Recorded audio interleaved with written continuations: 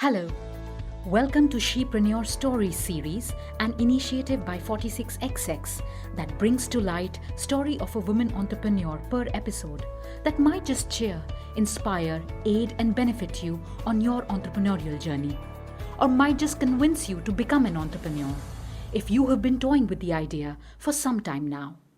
Today, let's listen in to the story of Dr. Shree-Lakshmi Desiraju, co-founder and CEO of AA Probics and co-founder of Triphase Pharmaceuticals Private Limited, which she co-founded in 2019 and 2009 respectively. You may read more about her accomplishments in the description box. Listen in to learn more about as to how did she get to where she is today. Shree-Lakshmi was born and raised in Ujjain, a small historical town in the Indian state of Madhya Pradesh. She completed her schooling from St. Mary's Convent, Ujjain. Shree-Lakshmi was born into a family of academicians. Her dad was a professor of chemistry and mom was a professor of history at Vikram University, Ujjain. Both of them were accomplished. They had multiple scientific publications in national, international journals and had books published to their credits. Her mother has been a pillar of strength for her and her younger brother, while her father instilled values and discipline. Her brother is an M.Tech engineer by training who retired as a decorated officer with the rank of a Commodore, equivalent to brigadier rank, from Indian Navy. Her sister-in-law is an M.Tech engineer as well and is also a retired naval officer. They both are blessed with adorable twin boys. Shree-Lakshmi currently resides in Mysore with her beloved husky. Growing up, Shree-Lakshmi was a friendly child who got along with others quite effortlessly. Her mother would occasionally rib about how her own friends appeared to be closer to her daughter.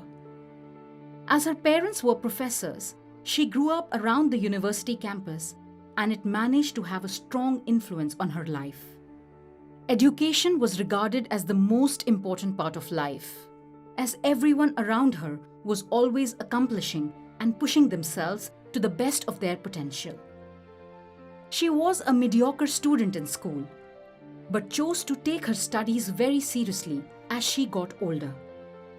She was active in sports since childhood, especially basketball and badminton. Later in life, when she was in Edmonton, Canada, she participated in corporate challenges and her employer managed to win medals for 7 consecutive years in which she played. Reading was another important aspect that has always remained a part of her life. Her historian mom always encouraged strong reading habits in her children. As a child, in the evenings after prayers, an hour was solely dedicated to pleasure reading before it was time to study. This habit of reading continued as she pursued her higher education, and to this day, Shree-Lakshmi reads for 30 to 45 minutes every night before bedtime. Growing up, Shree-Lakshmi desired to do things differently and to be in an industry different from what her mom and dad aced in. She considers herself blessed to have a great childhood in a stable family with strong values, ethics, and a healthy environment.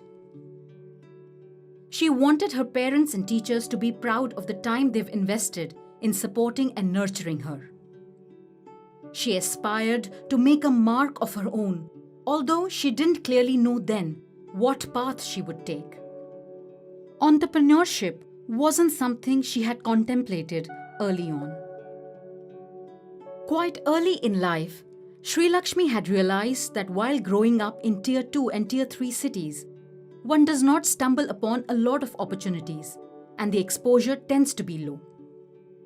She was determined to seek and learn the best and ensured to seize every opportunity that came her way. She aced her undergrad, postgrad, MPhil and PhD from Vikram University, Ujjain. During the period between her MPhil and PhD, she had taken up temporary teaching jobs at government colleges under a general assistantship program. She regards it to be a turning point for her, as she was fresh out of university and going to various colleges to teach instilled confidence of being an auditor and presenter. She later got a government job at an engineering college as a chemistry teacher. But in the second semester, she realized that the job was too dull for her liking. She applied and won a competition held by MP Council of Science and Technology Bhopal for the presentation of her research work.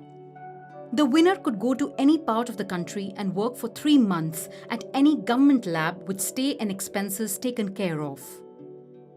She chose to go to National Chemistry Laboratory, Pune, for her postdoctoral fellowship. Although her mother wasn't excited about her giving up a well-regarded government job and staying afar on her own, Shree was really looking forward to a new place with better opportunities, the chance to work at one of the best labs in India, in areas she would have never explored otherwise. She worked hard for 3 months at the lab, under the tutelage of lab's director, Professor K.N. Ganesh, and went on to earn a scholarship. Since Professor Balram, director at Indian Institute of Science, Bangalore at the time, was doing similar work, she moved to his lab for her second postdoctoral. She later moved to Canada and joined Nija Pharmaceuticals in Edmonton. During her stint with them, she realized she wanted to grow beyond research, and this led her to pursue an MBA in Technology Commercialization from University of Alberta, where she was offered a scholarship. Following this, she returned to India. Thus, after relocating from Canada in 2009, Shree set up her first venture, Triphase Pharmaceuticals Private Limited, and became a first-generation technopreneur.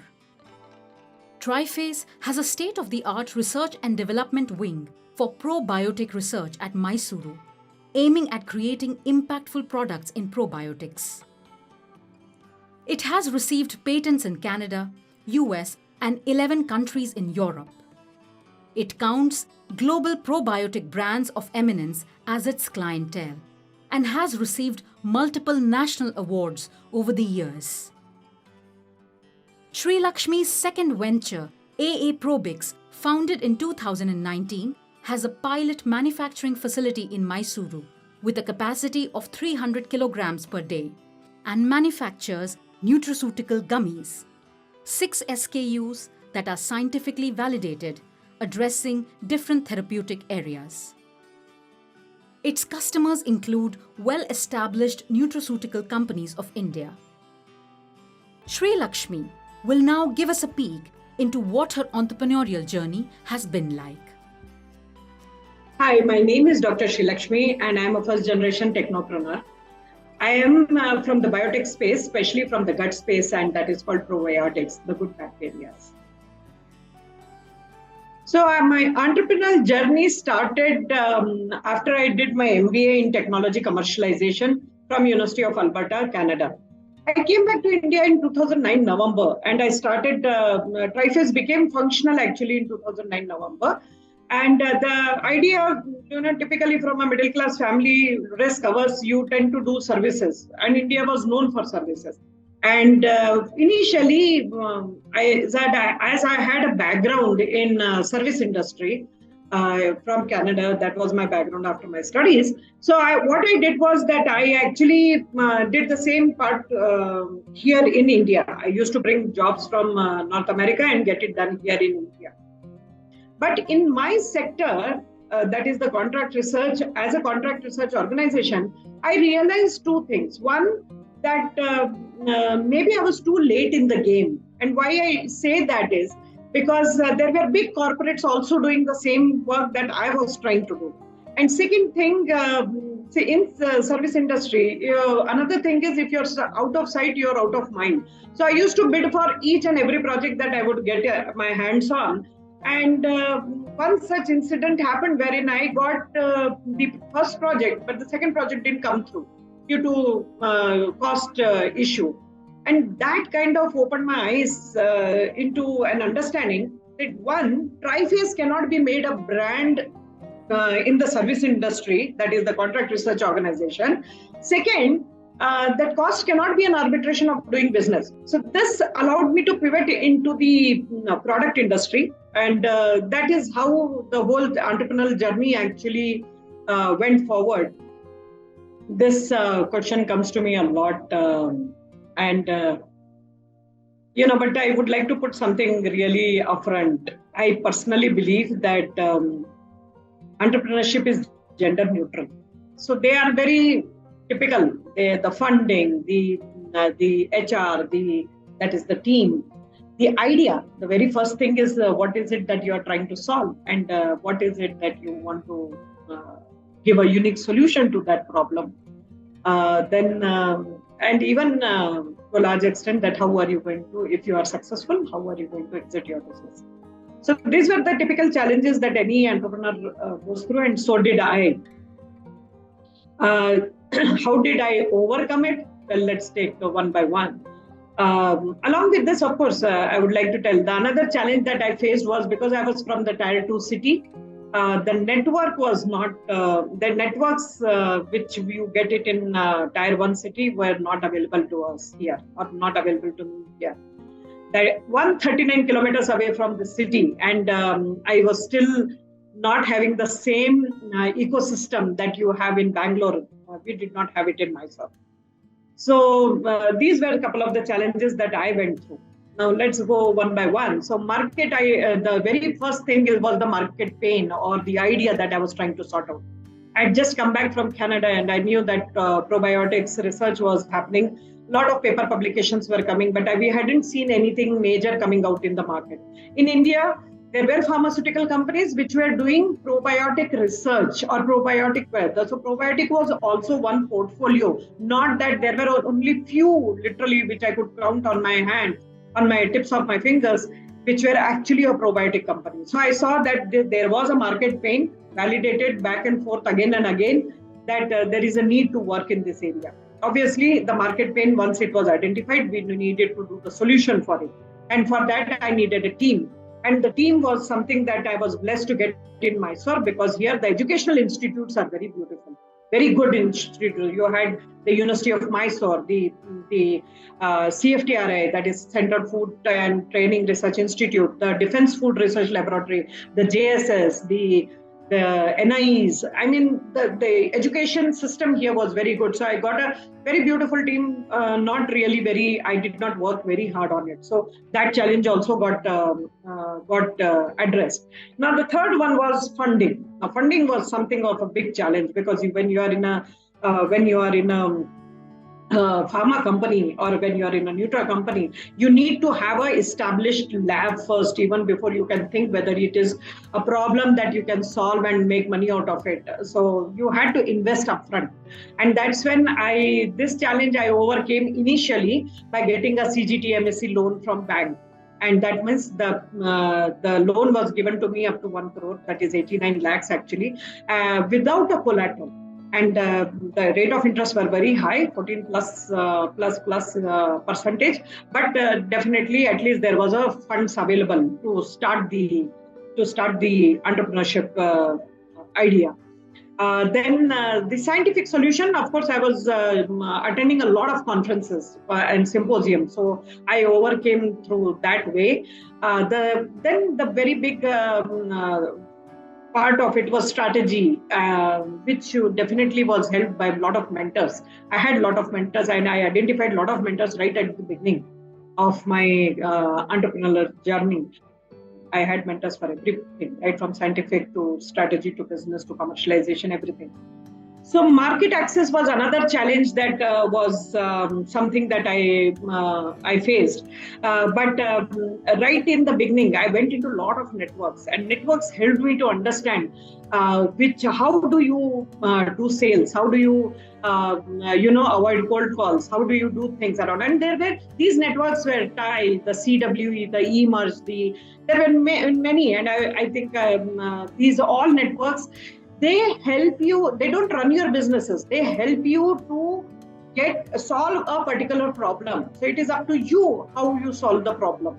But yes, this is something that the networks would always help you to take your business to the next level, or help you to get in touch with the right people, rather than just trying to look out for people on the social medias. Now the social medias are much more popular. Then it was not, but still these were the places where you could actually go and find out what next, where next, how next, when next. So all these things definitely came from networks. And I had a drop of a hat. Literally, if somebody said there was some thing happening in Bangalore, I would run 3 hours one side and 4 hours the other side, only so that I could meet people and I could, find out that link which would allow me to get another market in my city.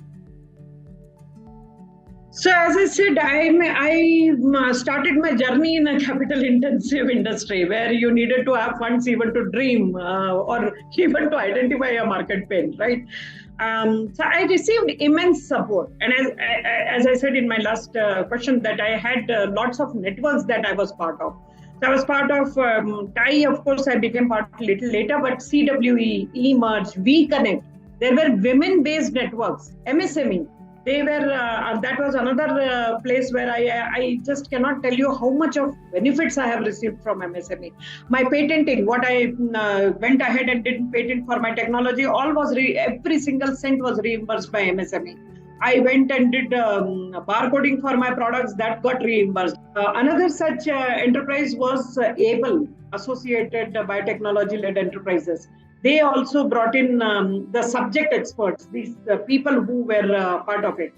As a support that you receive from a mentor, there are no two doubts about it, or not enough words to thank them when they actually take interest and want you to succeed. There couldn't be any other blessing than having a good mentors on your board or on your side. Mentors will tell you what not to do. And that is very important in an enterprise, because then you would have saved time. I think time is all you need for you to be successful. It's not passion, it's not perseverance, it's not anything. It is rightly advised which you do. So if you knew what not to do, whatever you were doing were the right things. For a woman, I personally believe that these women entrepreneurs are special. Why? Because they have to worry not just about entrepreneurial journey, but also about the functioning of the house, the social obligations, the responsibilities, the children, the family, the parents, the festivities, and anything in between all these things. Okay. So these are addition to the added responsibilities of research and commercialization of the products that I wanted to do. I believe to deal with all these things, I believe putting systems everywhere. And this is not what I have invented. This is something that I had heard in an interview when Indra Nooyi had actually mentioned about it, that how she manages house as well as her as a CEO of Pepsi. So I found it very interesting. And I said, yes, there is a solution to this problem. It's not as if that we cannot deal with it. Now, I also believe that the challenges of entrepreneurships are applicable to, spontaneity, or there are many opportunities which are missed. I might think about it, but sometimes I'm not able to go for a party. Sometimes I'm not able to attend a wedding. And so when such things come in, you're not left with a whole lot of choices. So there is no ideal work-life balance. We have to let go. You can't have it all. Certainly, one needs to make it happen so that they don't feel burned out, right? And a lot of this we learn through, or we try to make it up through the networking sessions where we meet these people and then let them know that we were not able to come or whatever happened. So these are some of the work-life balances that I have managed in my life, and to large extent it has worked for me. Entrepreneurial journey gave me at least the last 13 years. If anything else, this journey has given me a lot of accolades and a lot of recognition. As a researcher, I don't think I would have seen these many things. But to be truthful to you, I am just the face of this company. Earlier also, I have mentioned this and I firmly believed it. I was face of Triphase Pharmaceutical, or I am now the face of AA Probics maybe. But it was not possible without the team. And I cannot thank them enough, because if they would not have been there, I don't think we would have achieved the feat that we achieved. The only one thing I take pride in during Triphase Pharmaceutical stint or venture, or during now that in AA Probics also I'm putting together the same thing again, is I could make these people see my dream. This in the second venture, it's much easier because there is some history that I can refer to or people will refer to. But in the first venture, when there was nothing out there, and when I was just seeing a dream that we would make bacteria's temperature stable, and that was the enterprise Triphase that we would run. This whole team, the main thing, the core team shifted from Bangalore to Mysore with their baggages, families, wives, their jobs, schools, everything, disturbing everything in their life.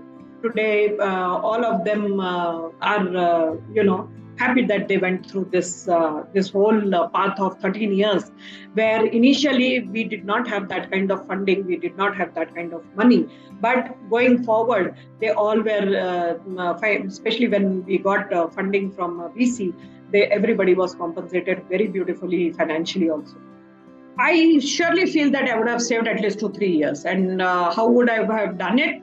Well, government is doing a lot for us entrepreneurs. Really, the MSME department is really catered only to help small businesses and people like us actually. But we did not have enough information earlier. But if I had information on various schemes, if I had known them earlier, I'm very sure a capital intensive or a deep tech or a biotech company like mine would have been benefited. I also had to learn how to raise funds. I did not know that there was, as I said earlier also, that in tier 2 cities you do not have access to the ecosystem, or there is no ecosystem only where to have access. So I learned it by actually applying for some competition. Economic Times had put up a competition called Power of Ideas, and I won that competition for Triphase. And one of the things in that Economic Times Power of Ideas was we were invited at IIM Ahmedabad by CIIE and other partners to be groomed for venture ready. And when I went there, I realized that this was a whole new new things that I was learning. In the year after 6-7 years of my being in the business. This was in 2017. I had started business in 2009. We were actually groomed there, and today I have some mentors from there actually. I did not have sounding boards. Literally, if anything that I missed in being in Mysore was the mental craving. It was so overwhelming feeling at times that I just wanted to talk to somebody who would say, yeah, this was a total stupid idea, or this was the idea, like that. Another thing that I really did not do very much, or I regret, was reigniting my Canadian networks.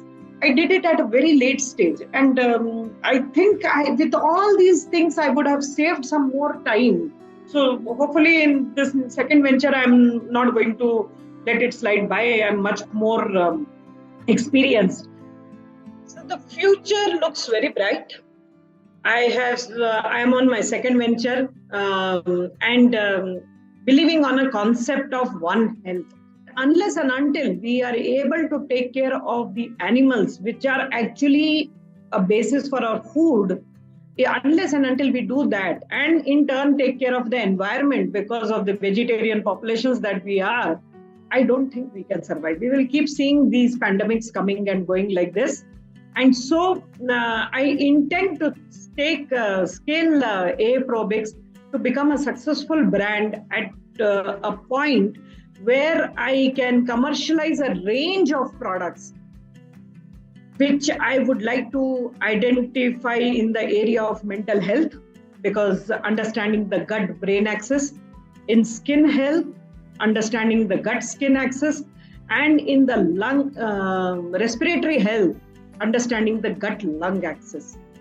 This is something that I have been working on. Another area is called antimicrobial resistance, or AMR. That is, the antibiotics that we are taking are making these microbes resistant. So there is a need for us to find out some more different ways of combating these bad bacteria or virus or any of these things which makes us sick.